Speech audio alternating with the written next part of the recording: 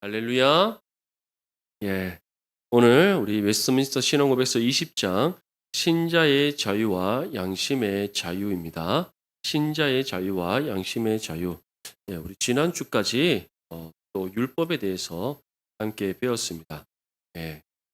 우리가 하나님의 율법에 대해서 배웠었는데 행위 언약으로 주신 이 율법은 완전하게 지켜야지만 된다라고 하셨지만 우리가 이 율법을 완전하게 지킬 수 있는 그런 능력이 없기에 하나님께서는 이 율법을 폐하시고 또 다른 우리에게 은혜 언약을 주셨는데 그것이 바로 예수를 믿음으로 구원받는 은혜 언약이라는 것을 우리는 기억해 두시길 믿습니다.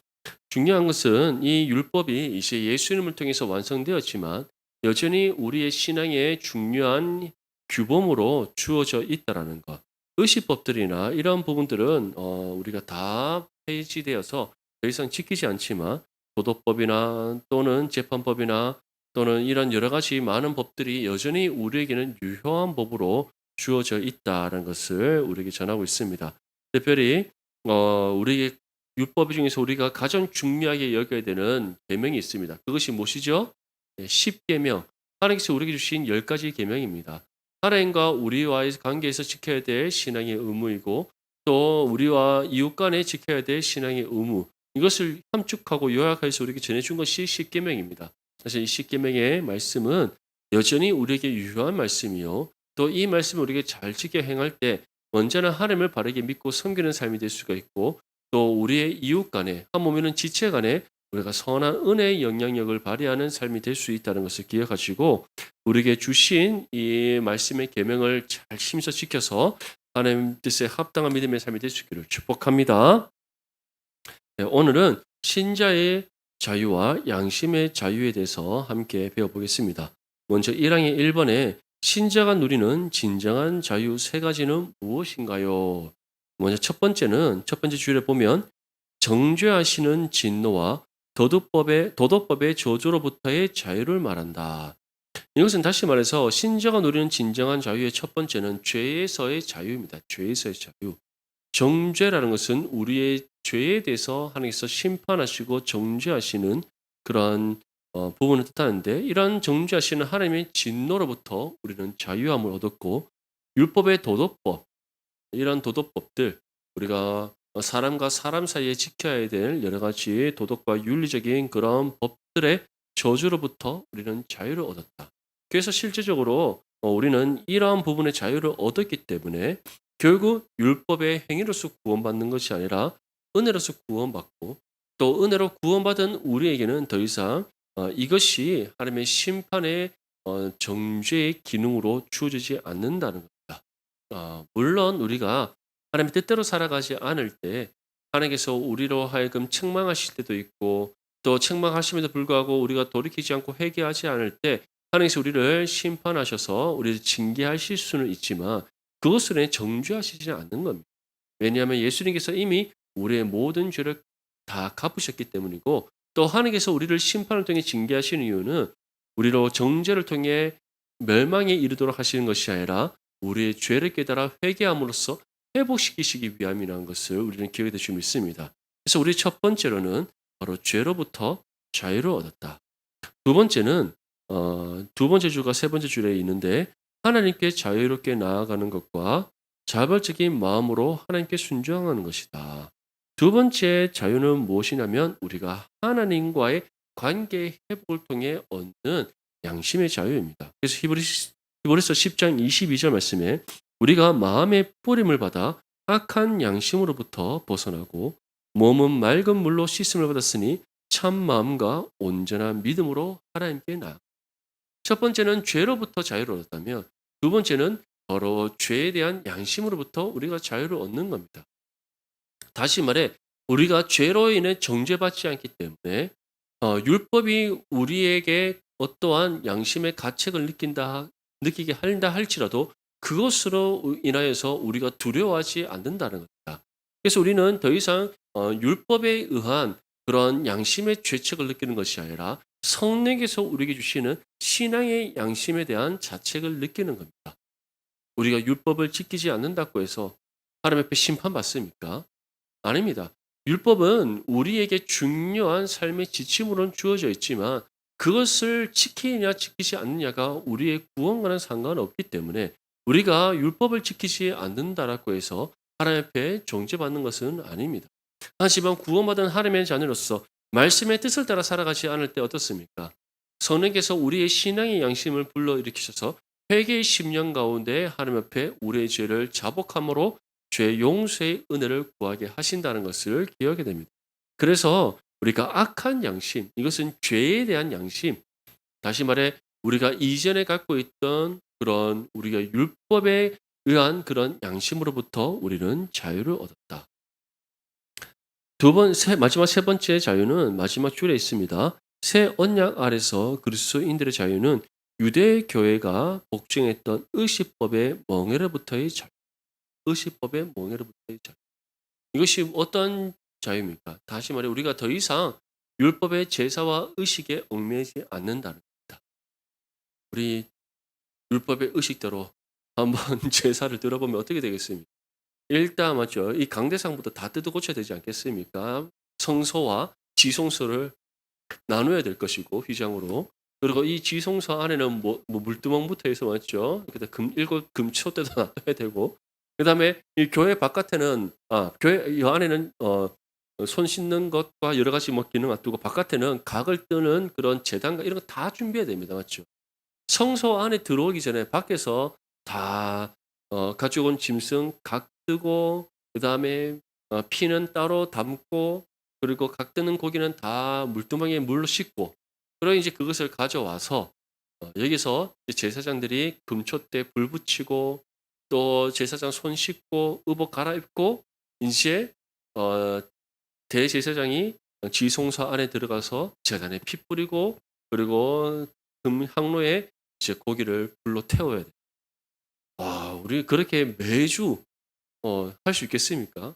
그리고 이 구약의 이스라엘 백성들은 하루에 두 번씩 아침과 저녁으로 번제를 드렸는데 근데 이러한 의식법에 더 이상 우리는 얽매이지 않는 자유가 주어졌다. 왜냐? 예수님께서 율법을 완성하셨고 또 하나님과 우리의 관계를 화목케 하셔서 우리는 이제 직접 하나님 앞에 나와 예배할 수 있기 때문인 줄 믿습니다. 그래서 신자가 누리는 진정한 자유 세 가지. 첫 번째, 죄로부터의 자유. 두 번째, 율법으로부터의 자유. 세 번째, 제사로부터의 자유입니다. 아멘. 이 모든 세 가지로부터 우리가 참 자유를 얻었다. 믿으시기를 소망합니다. 그래서 우리는 죄에 얽매이지 않습니다. 두 번째, 우리는 또 어디에 얽매이지 않습니까? 율법에 얽매이지 않습니다. 세 번째, 어디에 얽매이지 않습니까? 제사에 얽매이지 않습니다. 의식법에 얽매이지 않는다는 겁니다. 그래서 우리는 예수님을 통해서 이 부분에 대한 참 자유를 얻었다는 것을 다시금 믿으시기를 소망합니다. 2항의 1번입니다. 양심의 진정한 주인이신 하나님께서 우리를 무엇으로부터 자유롭게 해주셨나요? 2항의 첫 번째 줄을 보면 사람들의 교리와 계명으로부터 양심을 자유롭게 하셨다. 이 사람들의 교리와 계명으로부터라는 것은 우리 사람들이 만든 전통과 관습으로부터 자유롭게 해주셨다는 겁니다. 그래서 마태복음 15장 9절 말씀 보면 사람의 계명으로 교훈을 삼아 가르치니 나를 헛되이 경배한도다. 이 유대인들은 예수님 당시 유대인들이 말하는 율법주의라는 것 이것은 구약의 모세로부터 주어진 율법을 가리키는 것이 아닙니다. 우리가 제2성전기라고 한다면 그 제2성전기는 바로 에스라 때 에스라서에 보면은 이제 포로 이후에 이제 예루살렘으로 돌아와서 다시금 이 예루살렘 성전을 건축하게 됩니다. 제사장 예수아를 중심으로 해서 이제 그 성전을 건축하고 난 후에 이제 하나님께 감사의 제사를 드립니다. 그게 바로 두 번째로 세워진 성전이라고 해서 제2성전기라고 하는 겁니다. 그리고 이제 느헤미야 때에 성벽이 건축되어져서 완전하게 이제 그 예루살렘에서의 삶이 시작되었는데 느헤미야 이후에 이제 이 신앙의 계승이 이어지지 않게 됩니다. 그래서 결국에는 헬라 제국에 의해서 또 멸망을 당하게 되고 또 성전이 다 파괴되어집니다. 그러한 계시가 중단된 그 약 400년의 기간을 구약과 신약의 중간 역사라고 하는데 그 역사 속에서 이제 만들어진 여러 가지 유대 전통과 관습이 생겨지게 됩니다. 다시 말해 그들이 하나님을 향한 올바른 신앙을 잃어버린 채 자신들의 유대인으로서 정체성을 지키기 위하여서 그들이 만들어낸 전통과 관습이었던 거예요. 근데 이러한 것들이 결국에는 어떻게 되느냐 하면 제사장의 아론으로부터 이어지는 제사장의 계보도 그들이 상실해 버립니다. 당연히 상실하게 되었죠. 왜냐하면 이 예수아와 그다음에 학사 에스라 이후로 이 제사장의 계보가 이어지지 않았기 때문입니다. 신앙의 정통과 계승이 끊어졌기 때문에 더 이상 아론의 계보로부터 이어지는 제사장의 계보가 이어질 수가 없었던 겁니다. 그리고 마카비 혁명이라는 그러한 일들로 인해서 마카비라는 한 집안이 다시금 다윗 세대의 그런 이스라엘을 회복하고자 혁명을 일으킵니다. 근데 얼마 가지 않아서 그 혁명도 실패로 돌아가고 완전히 로마에 의해서 무너지게 됩니다. 그러한 아픔의 역사 속에서 유대인의 정체성이 더 이상 하나님의 말씀으로 기반한 정체성이 아니라 자신들이 만들어낸 정체성으로 변질되었던 겁니다. 그리고 올바른 그런 율법의 가르침이 이어지지 않은 채 자칭 제사장이라고 말하는 사람들이 등장하기 시작하고 그들이 이제 이 율법을 하나하나씩 자의적으로 해석을 하기 시작합니다. 그것이 바로 미시라 미드라시라는 그런 해석의 모임집이고 오늘날 우리가 그것을 생각해 본다면 이제 랍비들의 그런 해설서라고 하는 그러한 부분들입니다. 근데 중요한 것은 이러한 모든 것들이 다 무엇과 상관없는 겁니다. 하나님의 말씀과 아무런 상관이 없는 것이었다. 그래서 안식일의 규정도 얼마나 많은지 모릅니다. 안식일의 규정. 그리고 제사를 드리는 부분도 있어서 여러 가지로 자기들 마음대로 편의대로 또는 육신의 욕심을 따라 다 바꿔버리는 겁니다. 원래는 흠없는 어린 양을 직접 가져와야 되는데 이제 성전 앞에서 살 수 있도록 허락하고 이제 물질을 재물을 가지고 오지 못한 사람들은 헌금으로 대체하도록 하고 이러한 말도 안 되는 일들이 많이 일어났다는 것입니다.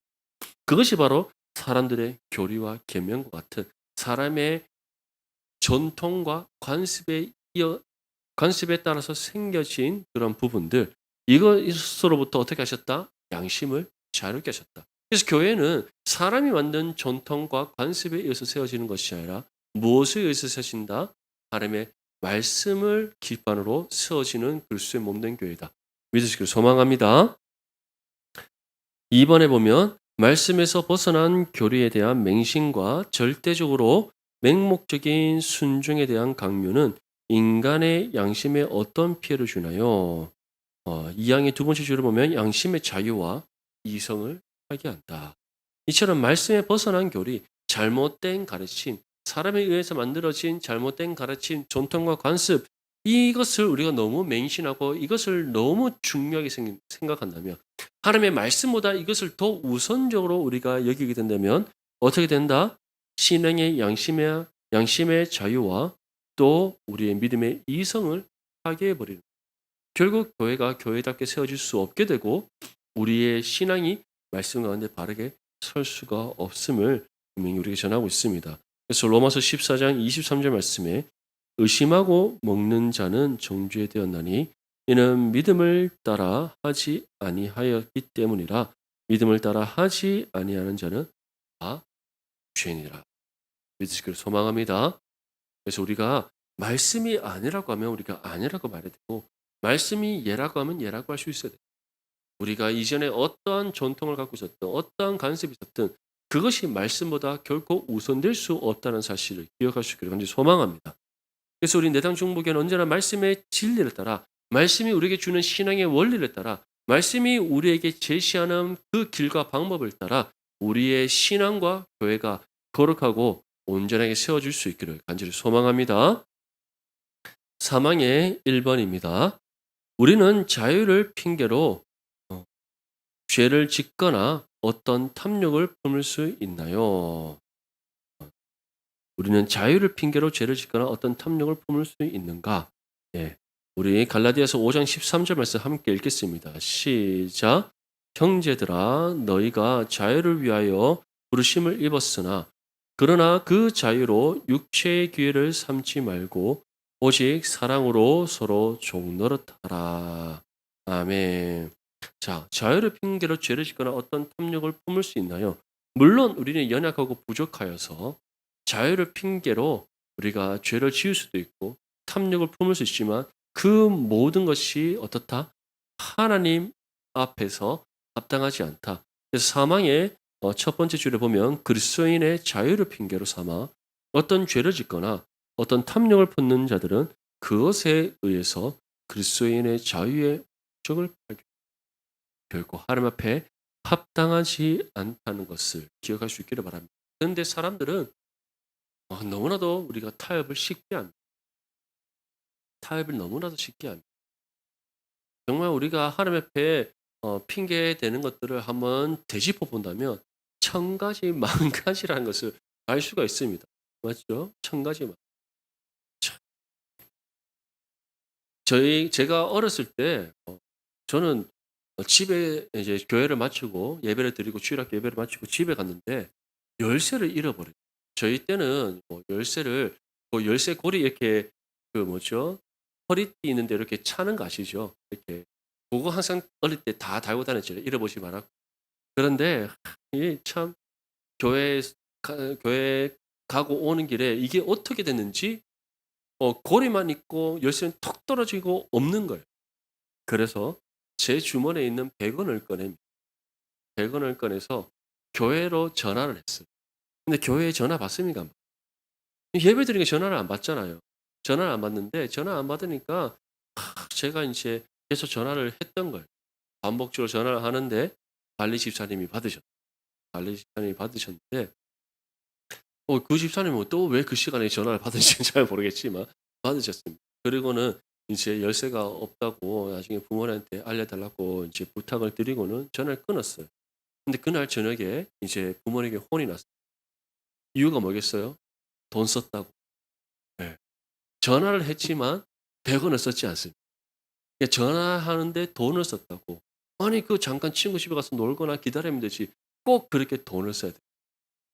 저희 어릴 때 그렇게 정말 필요에 의해서 돈을 썼지만 그것을 혼난 적 많이 있었습니다. 더운 여름날 요즘 우리 친구들 다 예배 마치면 덥다고 편의점 가지 않습니까? 우리 때 덥다고 편의점 가서 아이스크림 먹다가 딱 나오다가 지나가는 교회 집사한테 만나면 어떻게 됩니까? 그대로 그 자리에서 세워져서 와 엄청 혼났습니다. 생각나시죠? 예. 우리 이제 권사님들은 혼내시는 입장에 계셨겠지만 저희는 혼나는 입장에 있었습니다. 얼마나 혼난지 모릅니다. 요즘 우리 친구들은 막 예배 마치면 집에 가서 게임하거나 아니면 여기 삼익공원에 날 좋은 날 앉아서 막 벤치에서 게임하고 이러잖아요. 우리 어릴 때 지나가다가 문방구에서 앉아서 게임하는데 그거 잡으러 다니는 선생님들 계셨어요. 아시죠? 예. 다 경험이 있으신 줄 압니다. 예. 그만큼 우리가 어떻게 보면은 지극히 작은 것 하나라도 어떻게 보면 타협하지 않도록 하셨다. 주의를 온전히 거룩하게 지키라 할 때는 우리의 육신의 탐욕에 이끌리지 말라는 거예요. 세상의 요새에 우리의 삶의 어떠한 부분을 내어주지 말라는 뜻이었어요. 그래서 예전에 저희 외할머니도 교회 가실 때 이제 매주 뭐 주일 헌금이든 아니면 11조든 하실 때 어떻게 하셨습니까? 그냥 안 가져가고 그 새 돈이 없으면은 낡은 돈 쫙 펴서 물 쫙 뿌리고 다리 위로 쫙 펴서 맞죠? 빳빳한 흰색 본드에 탁 담아서 이름과 감사 제목 탁 적어 감사 헌금 드리시고 그렇게 하셨어요. 왜냐? 이 헌금이 누구에게 드려지는 거예요? 사람에게 주는 거 아니잖아요. 교회에 내는 거 아닙니다. 어디 드리는 겁니까? 하나님께 드리는 그 믿음의 고백으로 그렇게 드려요. 그런데 요즘 어떻습니까? 우리는 요즘 너무 쉽게 헌금을 합니다. 예, 코로나 이후로 코로나 전에는 안 그랬던 것 같은데 코로나 이후로 교회를 못 나오니까 온라인으로 헌금하는 게 이제는 습관이 돼요. 물론 어떠한 방법이든 드리는 것이 중요하지만 때로는 우리가 한번 돌아봐야 됩니다. 우리가 지금 행하고 있는 이 편리함, 신앙의 타협의 요소는 되지 않는지.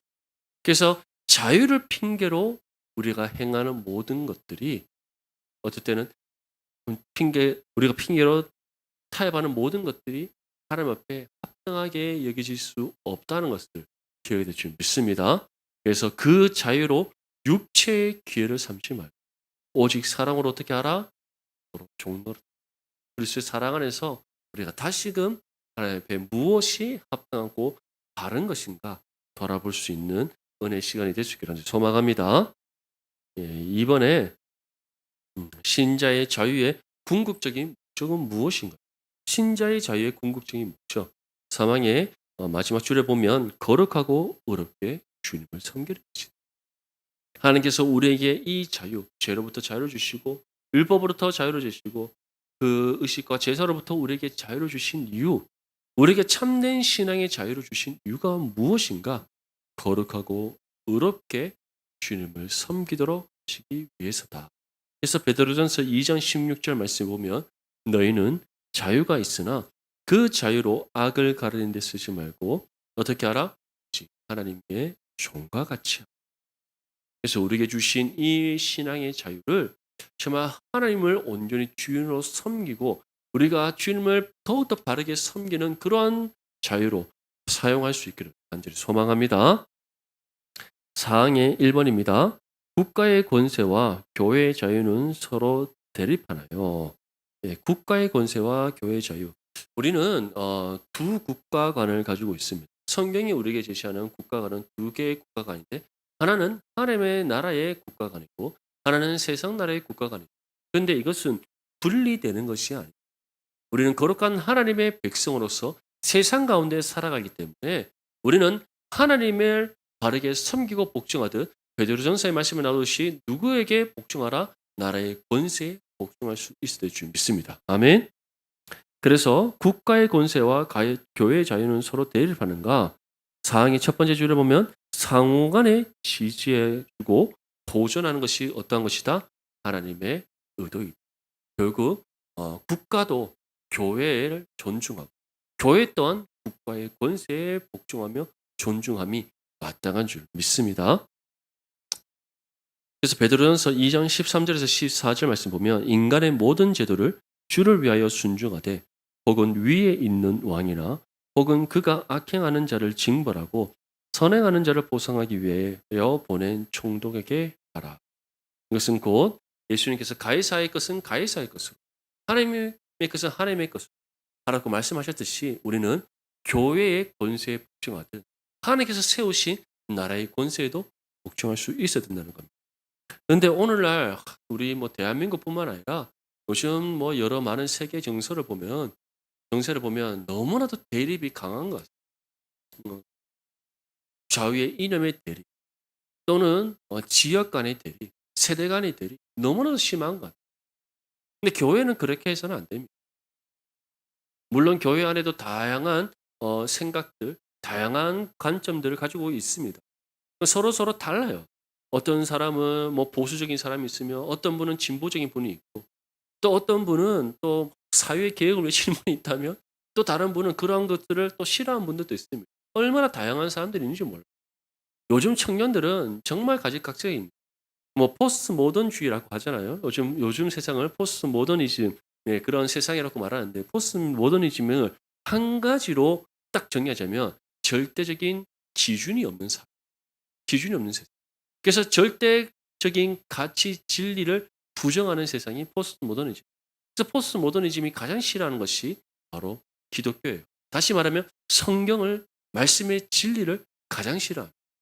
그래서 포스트 모더니즘을 주창하는 모든 사람들이 바로 하나님을 부정하고 그래서 무신론에 많이 빠져 있는 그런 특징들을 볼 수가 있습니다. 그런데 그러한 사상과 또는 그러한 사고방식을 가지고 살아가고 있는 세대가 오늘날 우리가 말하는 MZ세대.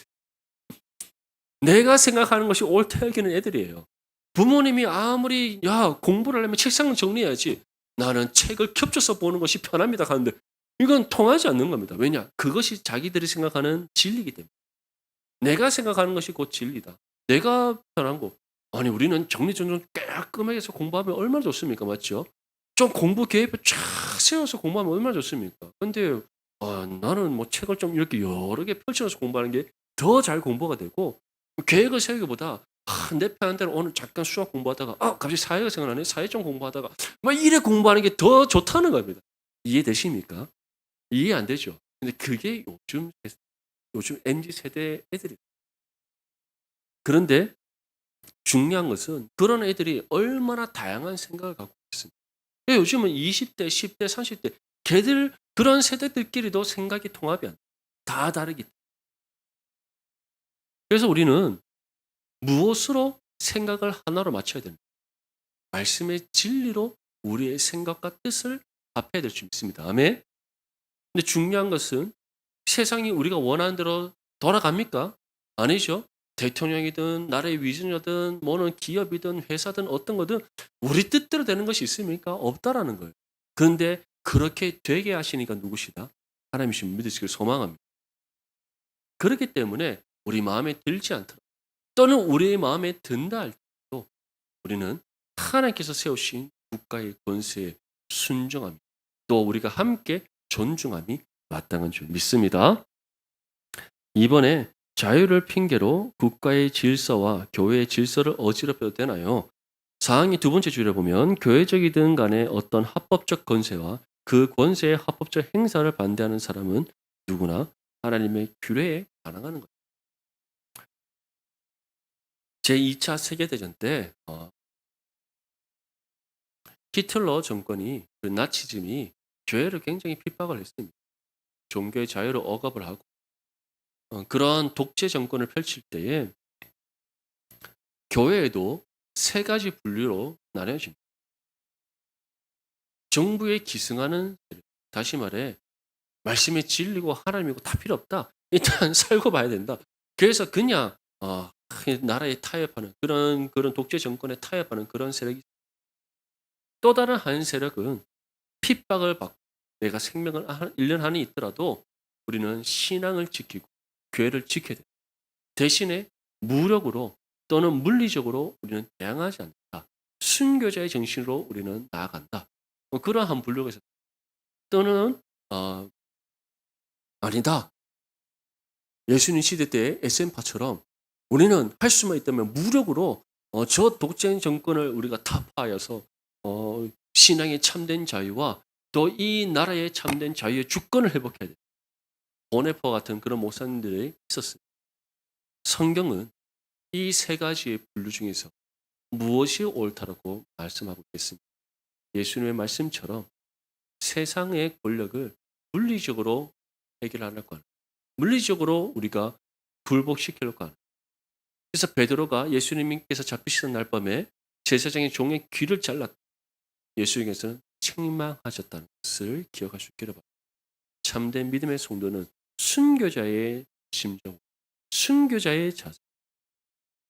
오히려 국가의 질서가 우리의 생각과 다르고 또는 교회가 어려움을 겪는 일이 있다 할지라도 자유를 핑계로 우리가 국가의 질서를 어지럽히거나 그렇게 물리적으로 대항함이 옳지 않다는 것을 기억할 수 있기를 바랍니다. 그래서 히브리서 13장 17절 말씀에 너희를 인도하는 자들에게 순종하고 복종하라. 너희를 인도하는 자. 이것이 어떠한 사람이든 상관이 없습니다.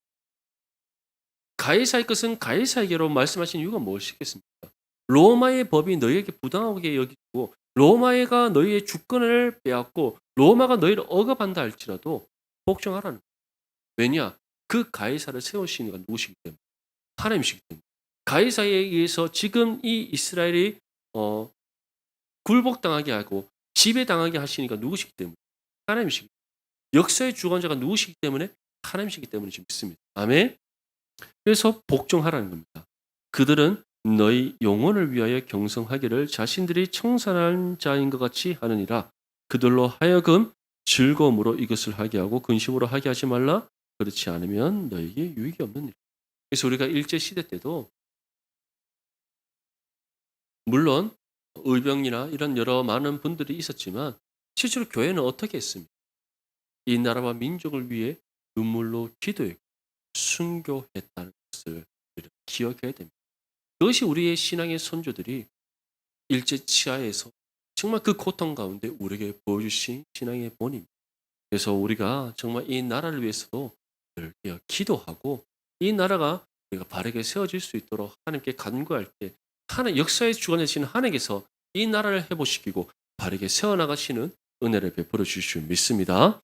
그래서 자유를 핑계로 국가의 질서 또는 교회의 질서 어지럽힐 수 없습니다. 그것은 하나님 앞에 합당하지 않다는 것을 우리가 다시금 기억해 둘 줄 믿습니다. 마지막으로 3번에 국가의 질서와 교회의 질서를 어지럽히는 자들을 어떻게 처리해야 하나요? 사항의 마지막 줄에 보면 교회의 권징과 국가의 권위에 의해 문책을 받거나 고소를 받도록 합법적으로 소환을 받을 수 있다. 다시 말해 국가의 질서를 어지럽히면 당연히 잡혀갑니다. 맞죠? 잡혀갑니다. 음주운전 한다든지 무단횡단한다든지 또는 뭐 교통질서 어지럽힌다든지 또는 다른 사람에게 해를 입힌다든지 준법 정신을 우리가 지키지 않으면 당연히 처벌받습니다. 교회 또한 마찬가지입니다. 교회의 질서는 말씀으로 세워져 가는 겁니다. 하나님께서 말씀을 세우시는 교회의 질서입니다. 근데 그 질서를 어지럽히게 될 때에는 어떻게 된다? 교회의 권징을 반드시 받게 되어 있습니다. 그래서 어 우리 교회, 우리 총회 헌법에도 보면 치리에 관한, 권징에 관한 그런 법들이 세세히 적혀져 있는 사랑하는 성도 여러분.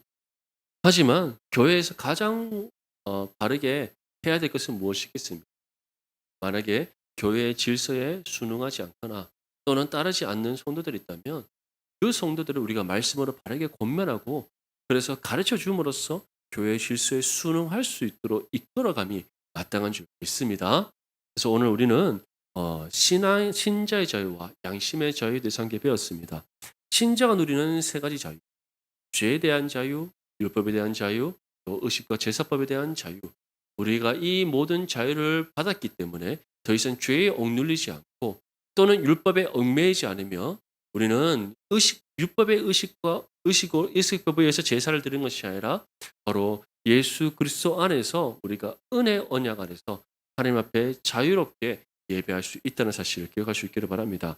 그리고 하나님께서 우리에게 이처럼 신앙과 양심의 자유를 허락하신 이유가 무엇입니까? 하나님을 더욱더 바르게 믿고 섬기도록 하시기 위해서라는 것. 거룩하고 의롭게 주님을 섬기도록 하시기 위해 주셨고 또 우리는 이러한 신앙과 양심의 자유를 따라서 교회의 질서에 순종하고 또 국가의 질서에도 우리가 순종함이 마땅한 줄 믿습니다. 그래서 하나님께서 우리에게 주신 이 신자와 양심의 자유를 따라서 하나님의 뜻대로 바르게 살아가는 저와 여러분들의 삶이 될 수 있기를 주님의 이름으로 축복합니다.